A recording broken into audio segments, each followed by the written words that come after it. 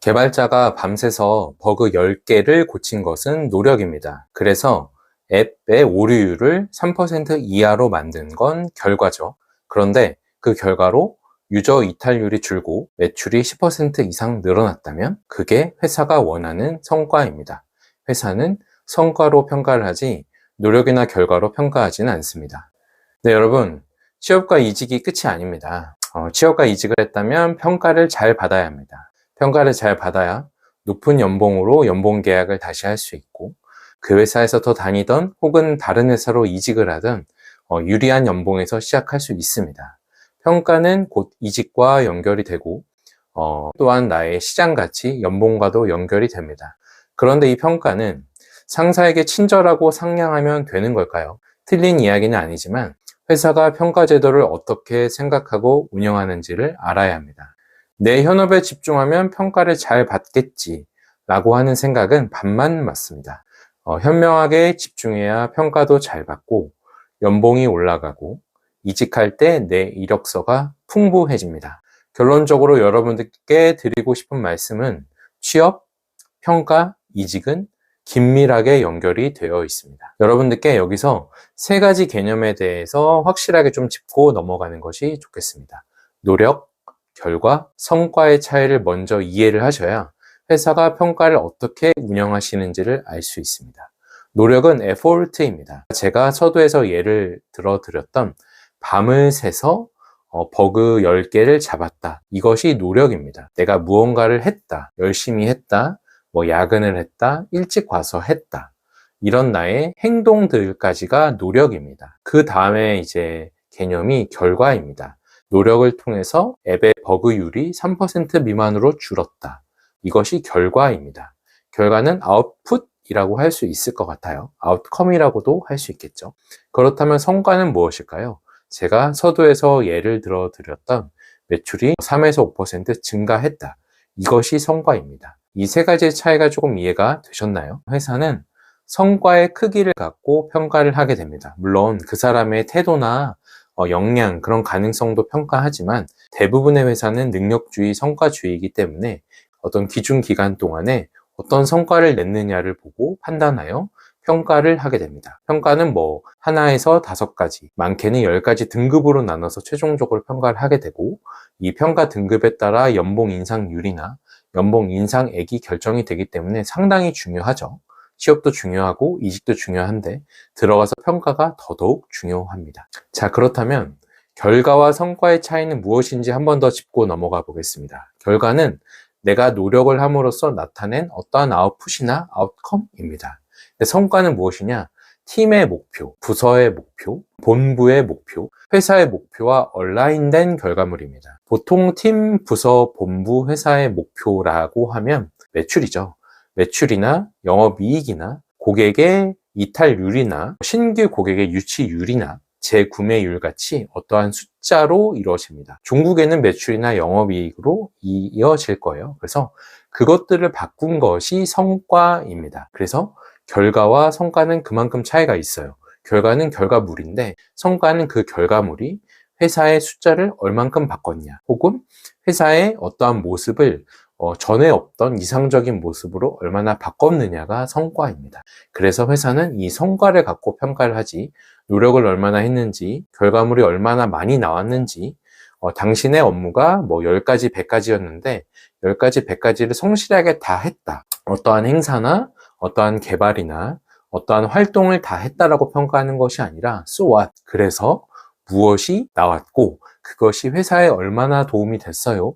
라는 것을 기준으로 평가를 하게 됩니다. 그래서 성과가 나야 좋은 평가 등급을 받을 수 있습니다. 그런데 성과를 회사는 둘로 나눕니다. 표준 일상적인 성과, 표준 성과라고 합니다. 혁신 창의적인 성과, 혁신 성과라고 합니다. 그래서 이렇게 2가지 성과로 나뉩니다. 표준적인 성과는 이렇게 이해하시면 좋을 것 같습니다. 내가 입사를 해서 받게 되는 R&R이 있죠. 예를 들어서 프론트엔드 개발자라고 칩시다. 그럼 프론트엔드에 맞는 웹이나 좀 넓게는 앱의 개발을 하겠죠. 그 업무를 하는 것, 표준적인 업무를 하는 것이 표준 성과입니다. 2026년도에 오퍼레터 C는 이런 업무를 하면 좋겠어요 라고 회사가 제시해 주는 것이 표준 성과입니다. 혁신 성과란 무엇일까요? 회사가 생각하지 못하고 부여하지 못했는데 내가 스스로 자발적으로 고객을 받고 자사, 상황을 봐서 문제점을 발견했고 경쟁사에게 없는 것들, 이런 것들을 좀 찾아서 먼저 제안해서 회사에 전에 없던 성과를 가져오는 거. 회사가 전에 이렇진 않았는데 나로 인해서 이렇게 바뀐 모습들, 스스로 제안한 것들, 시스템을 바꾼 것들, 상사가 생각하지 못한 것들을 새로 제안한 것들을 혁신성과라고 많이 이야기를 합니다. 결론적으로 회사는 굳이 비율을 들어서 말씀드리면 표준적인 성과는 40에서 50 정도 비중으로 봅니다. 혁신적인 성과는 조금 더 높게 봐요. 60에서 50%. 그래서 결론적으로는 주어진 일만 하는 것은 좋은 평가를 받기 어려워요. 주어진 일만 한 것, 표준 과제만 잘했다라고 했을 때는 중간의 평가를 받게 되어 있습니다. 근데 내가 스스로 뭔가를 제안해서 이것을 하겠다고 상사나 회사와 합의를 하고 그것을 잘 이뤄냈을 때는 높은 평가 등급으로 갑니다. 그 혁신 성과를 정말 탁월하게 했을 때는 최고 높은 소위 말하는 S급의 평가를 받게 되겠죠. 그래서 성과는 표준 성과와 혁신 성과로 나뉜다. 좋은 평가를 받으려면 이 혁신 성과를 어떻게 내가 낼 것인지를 고민해야 된다라는 결론으로 귀결이 됩니다. 자, 그렇다면 회사가 이렇게 평가를 한다. 회사가 성과 중심으로 평가를 한다.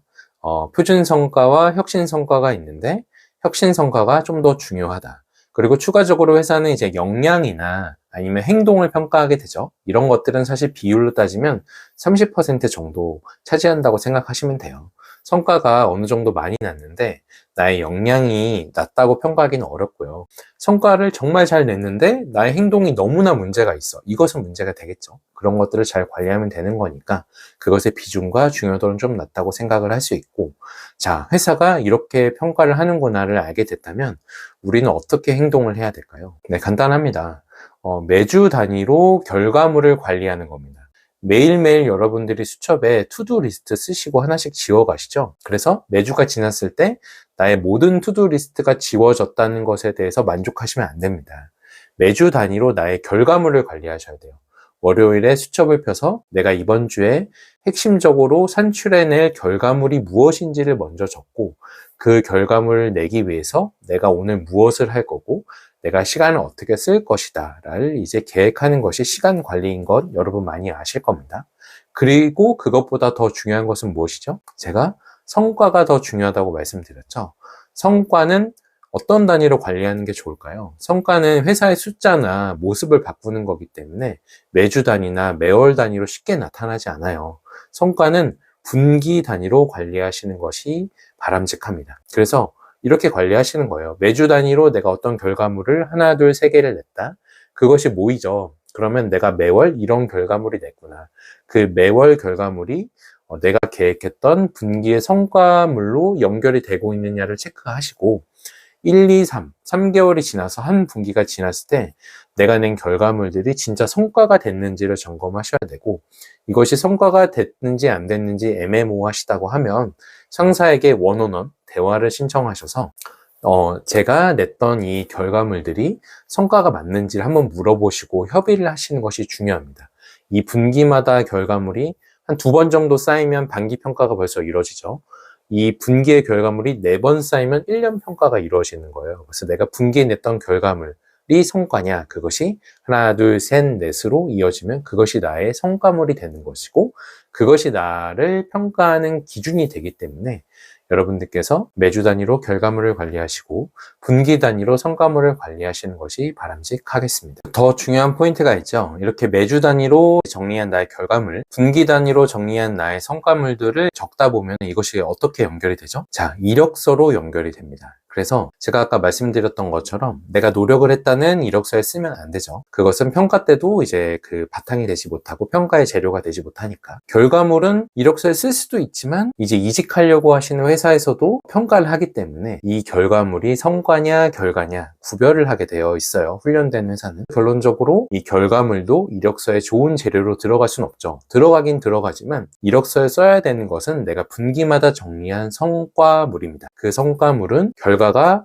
모여진 것이고 그것이 회사의 숫자를 바꾼 거죠. 그래서 이력서에 결과물을 쓰고 숫자를 쓰라는 것입니다. 매출을 얼마나 바꿨냐, 내가 뭐 앱이나 웹의 오류율을 얼만큼 줄여서 그것이 고객 이탈률을 얼마나 줄였고 그래서 그것이 매출 얼마로 이어졌다. 그런데 이 프로젝트와 이 결과물에 있어서 나의 기여도가 뭐 80이다, 90이다 이렇게 써주시는 거예요. 그럼 면접관들이 왜 기여도가 당신이 90%입니까? 팀원이 몇 명이었죠? 이렇게 물어보게 되어 있죠. 이렇게 꼬리를 물게 되어 있죠. 그래서 내가 분기마다 성과를 관리하는 것은 나에게 좋은 평가 등급을 가져와서 나의 연봉이 올라가는데 큰 기여를 하게 되고 이것들이 모였을 때 내가 이직을 해야 되는 상황이 온다면 이력서에 효과적으로 적을 수 있다. 그래서 시중에 이력서를 매 반기나 1년마다 적어보라고 하는 건데 그때 내가 분기마다 이 결과물이나 성과를 관리하지 않으면 이력서 절대 쉽게 작성할 수 없고 캘린더를 계속 뒤적이게 돼요. 그래서 여러분들 매일매일 투두 리스트를 관리하는 것도 중요하지만 매주 결과물을 관리하시고 주말마다 그 결과물을 한번 되새김 한번 해보시고 매월 단위로 그 결과물의 뭉치를 한 번